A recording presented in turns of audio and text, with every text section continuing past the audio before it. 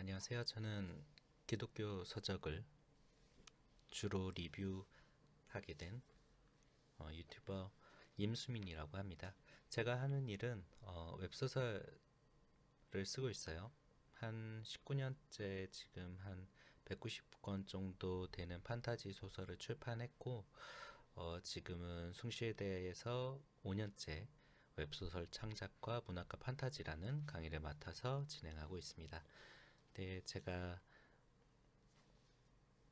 판타지 소설이 아닌 기독교 소설을 주로 리뷰하기로 한 거는 제가 유튜브를 쭉 찾아보니까 기독교 서적을 꾸준하게 리뷰하는 유튜버를 찾기가 쉽지가 않더라고요. 그래서 저도 좋은 책을 소개받고 싶고 그런 마음이 있었는데 다른 분들도 그런 마음이 있지 않을까 싶어서 매주 한 권이나 두 권 정도는 여러분에게 짧게 소개해드리고 하려고 합니다. 어, 제가 소개해드리는 방식은 뭐 줄거리를 읊어드리거나 뭐 낭독을 하거나 그런 건 아니에요. 그냥 제가 읽어보고 와닿았던 구절 뭐 한두 구절 정도 이야기해드리고 또 제가 이 책을 읽으면서 뭐 개인적으로 느낀 그런 감정들 그런 것들을 얘기해드릴 생각입니다. 처음으로 여러분에게 소개해드릴 책은 리처드 백스터의 회개했는가 라는 책이에요.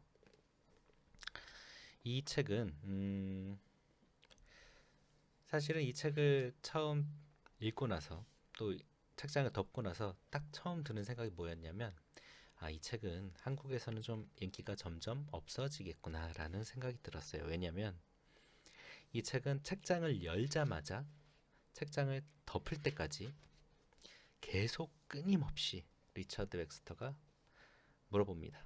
당신 회개했습니까? 그게 진짜 회개입니까? 그게 진짜 회개가 맞아요? 정말 회개라고 생각한다면 이런 상황은 어때요? 이런 상황에선 진짜 회개예요? 뭐 계속 끊임없이 꼬집어 보는 거예요.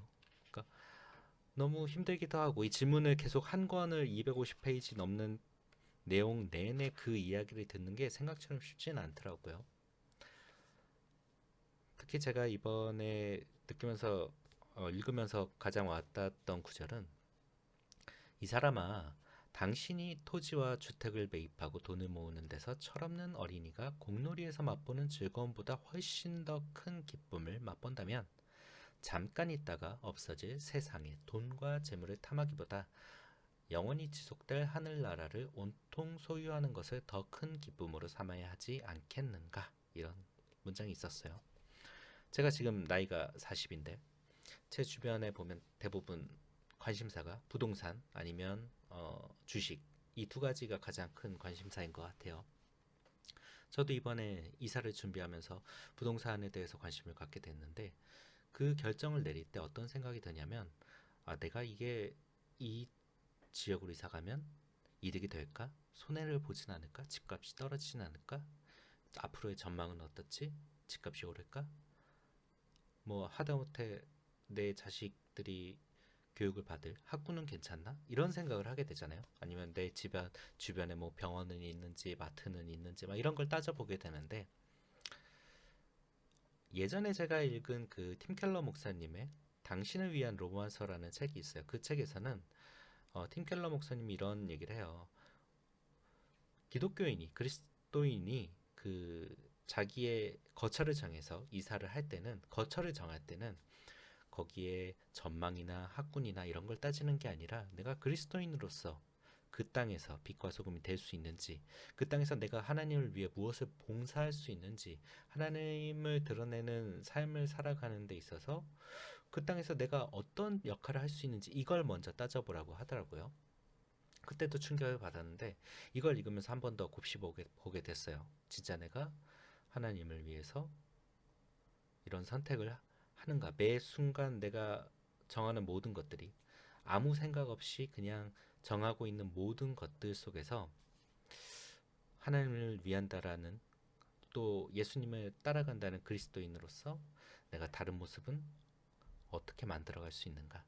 어떤 질문을 통해서 내 자신에게 어떤 질문을 던짐을 통해서 그런 삶을 만들어낼 수 있는가? 그런다고 했을 때 이 회개했는가라는 질문은 정말 끊임없이 내 자신에게 던져야 할 질문인 것 같아요. 특히 리처드 백스터의 이 책을 읽다 보면 내가 가지고 있던 그런 변명들, 내가 갖고 있던 위선들 이런 게 막 드러나기 시작합니다.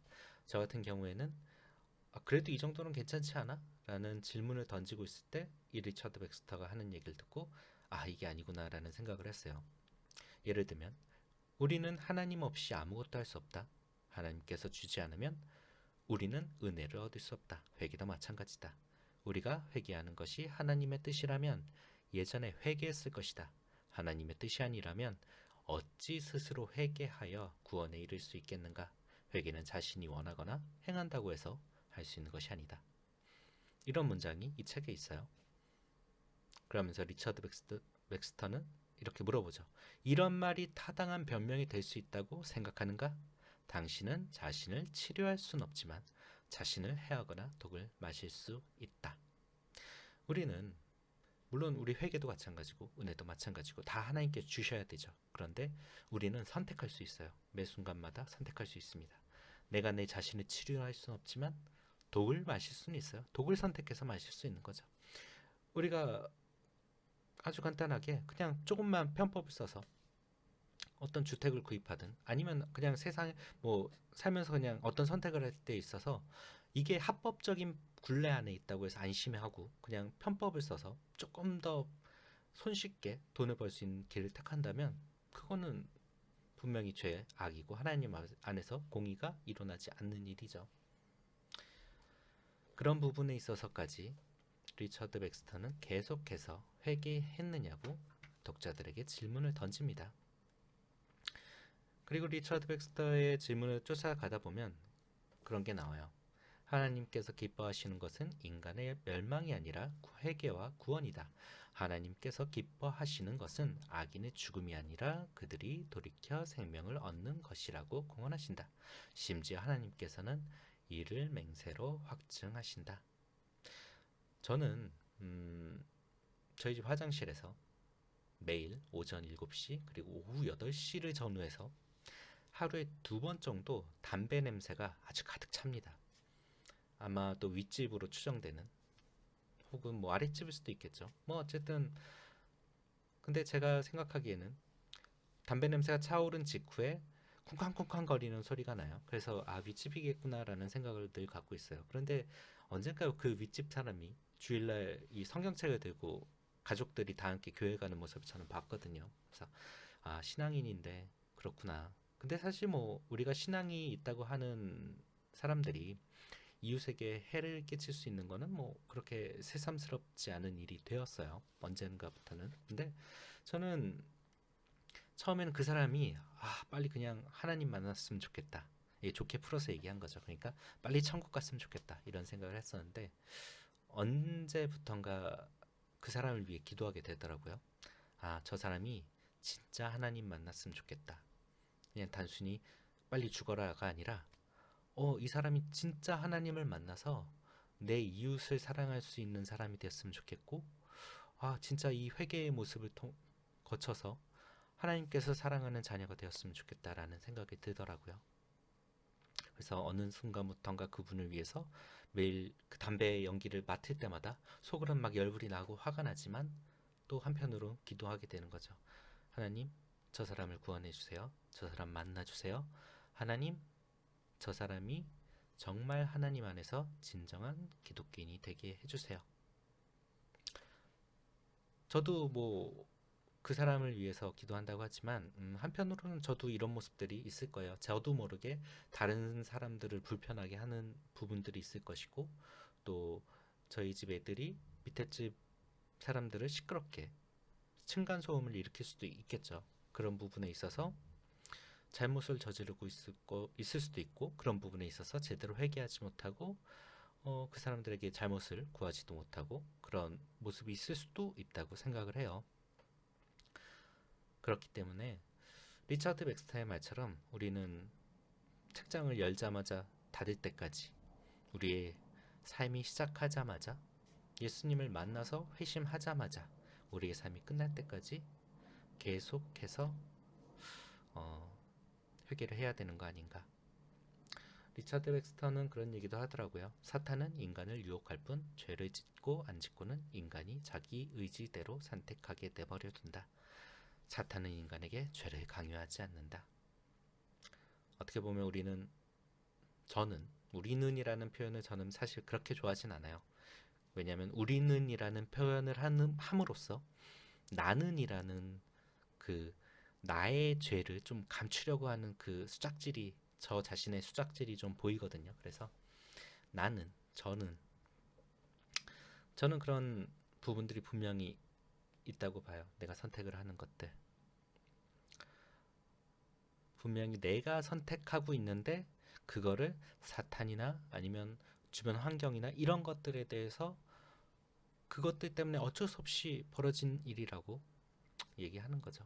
그런 저 자신에게도 회개가 필요하고 이 영상을 보고 있는 누군가에게도 회개가 필요하고 우리는 계속해서 회개를 해야 되고 우리의 모습 중에서 어떤 것이 정말 아무 생각 없이 저지르는 죄가 있지 않나를 돌이켜 봐야 되고 그런 모습을 통해서 정말 하나님께서 성경에서 말씀하셨듯이 내가 거룩하니 너희도 거룩하라 라는 말씀대로 살아갈 수 있는지 계속 자신을 돌아보면서 회개해야 되지 않나 저는 생각을 합니다. 이런 식으로 영상을 계속 찍을까 생각을 해요. 이게 이 책을 소개하는데 얼마나 큰 도움이 되었는지는 모르겠고 그렇지만 이제 한 권, 두 권 소개를 하고 쌓이다 보면 저도 뭐 기술이 늘고 여러분에게 좀 더 쉽게 설명할 수 있는 방법이 생기겠죠. 네. 또 이렇게 한 편을 하고 다음 주에는 지금 주문해서 이제 곧 받아볼 책이 있는데 팀 켈러 목사님의 책을 한 권 주문했어요. 부활에 대해서. 그래서 그 책을 리뷰할 예정입니다. 네. 감사하고요.